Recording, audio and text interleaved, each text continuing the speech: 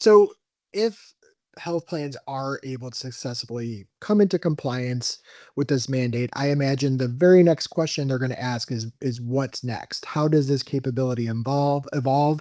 How does it lay the groundwork for future interoperability initiatives and data sharing opportunities? So that would be my question to you: is like what's P2P 2.0 look like after the Hmm. compliance date passes? It's a great question, Matt. If only I had a crystal ball.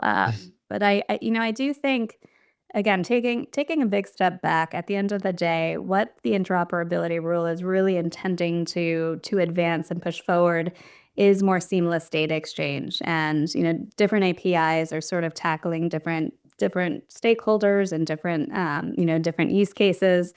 But with pair to pair in particular, I think again it is this idea of how can we help ensure more holistically seamless data exchange is being transmitted really on behalf of the member, so that you said it yourself in terms of seeing the value in pair to pair, that all of your health information stays with you regardless of what health plan you're at.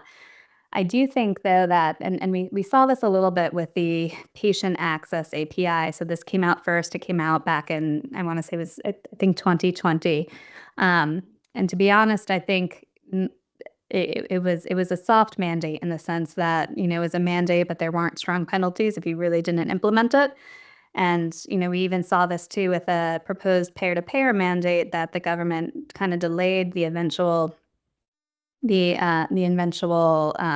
final rule to be 2027 to allow health plans more times to comply, because this is a lot of work. It is going to take a lot, and the biggest piece that I see in general is again, it's just kind of a crawl, walk, run approach of data interoperability and data exchange, where I think pair to pair as a mandate is tremendously valuable, but I do think there's my hope for the industry is that that we're not going to be using these mandates to merely check the box, but actually think about how do you activate these mandates for use at scale.